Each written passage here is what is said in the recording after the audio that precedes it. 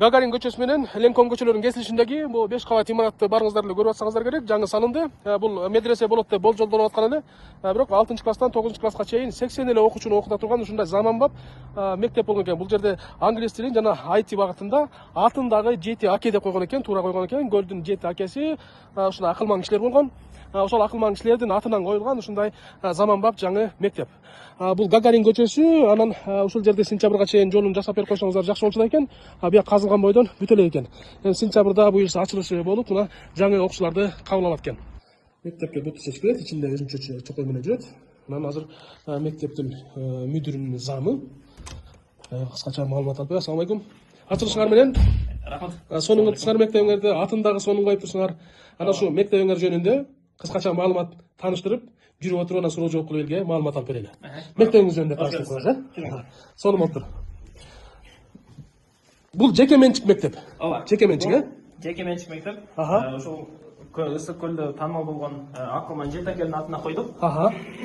Буюрса ошондой сүттүү майлуу келечекте эр азаматтарды жакшы кыран чыган жигиттер чыксын деген ниетте. Бул жак биздин класстар бар, заманбап, жаңы. Мына отургучтары да барды, ыңгайлуу.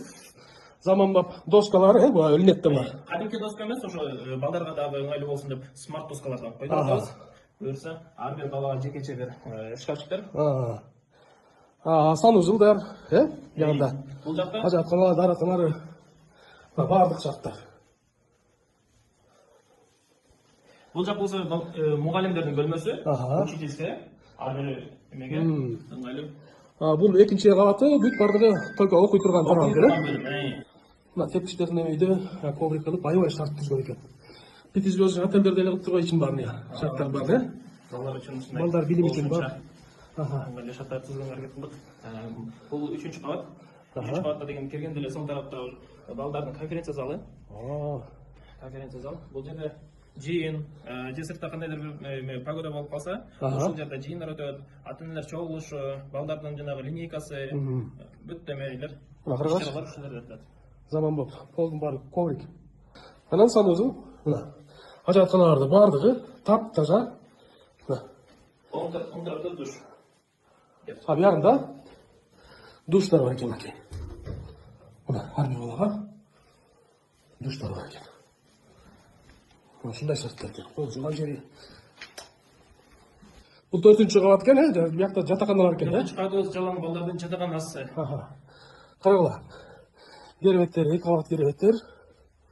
Укмуш. 80 балага ушундай орун даярдалган, Ооба. Мына биягында дагы только окуш керек. Только окуш керек, анан бул жерде жатардан алдын үстүн алмаштырам десе, мисалы ар бир бала жатагында эле эмесин футболкасын чечип бир адапсиздик болбош үчүн Жаап алып, чечинип кийиниңер. шкафчик сыяктуу раздел койгон. Анын баары ойлоштурулган экен. Адепти сакташ үчүн. Мына ушул жерде Кудай буйрса келечекте Кыргызстанды алдыга сүрөй турган, алдыга жетелей турган билимдүү жигиттер тарбиялана турган